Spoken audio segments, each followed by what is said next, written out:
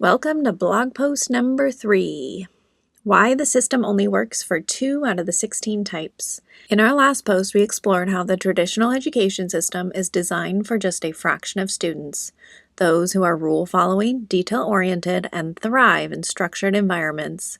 In fact, only 2 out of the 16 personality types tend to truly succeed in the way our current classrooms are structured. So what about the other 14? Let's zoom in on just one of those other types, the ESFP. Meet the ESFP, the performer who doesn't fit the mold. If you're a teacher, you've met this student, probably many times. Loud, emotional, maybe hilarious, always trying to be at the center of attention. Sometimes they're the class clown, sometimes they're the behavior problem, sometimes both. But beneath all that energy, there's a wildly intelligent, emotionally rich student who thrives in connection, creativity, and movement. The problem isn't the ESFP, it's the system. In a traditional classroom, this student might be described as disruptive, whiny, inconsistent, avoidant of real work, maybe defiant. I've even heard them be described as the heckler. But that's because the classroom wasn't designed for them. You put a performer on a silent stage, hand them a worksheet, and say, sit still and focus, and then wonder why they act out. These kids don't need stricter rules, they need the right environment. What if schools were designed like programs, not factories?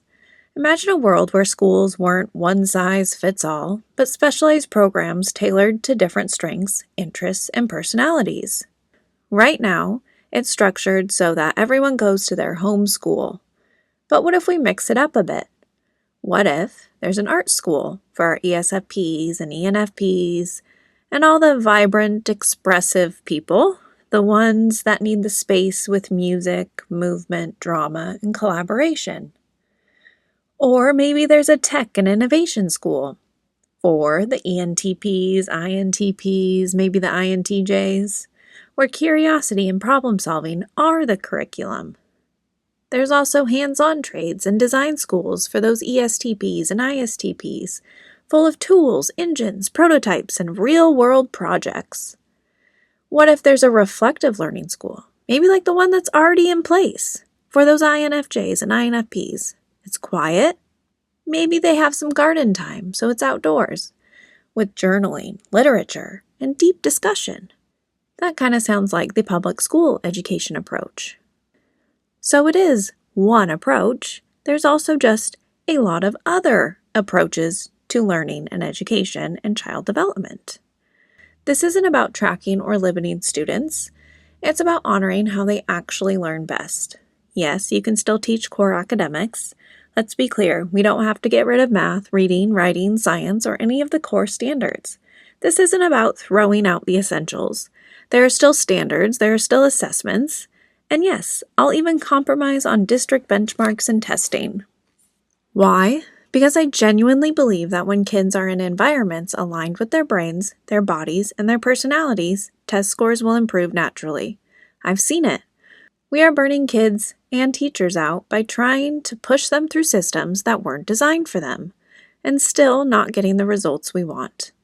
You can absolutely meet the state standards, but it doesn't need to be done in the current sit down for 6 or more hours a day model. There's a better way. Academic growth follows engagement, and engagement follows belonging. Why this matters.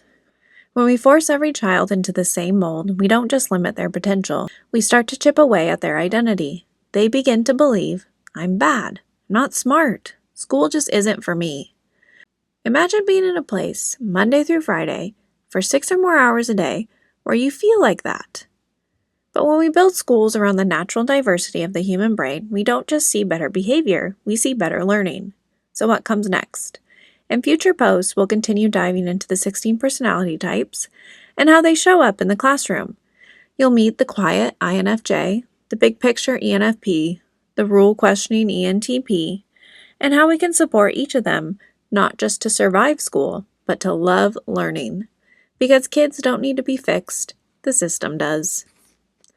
Let's reimagine education, one child, one personality, and one empowered teacher at a time.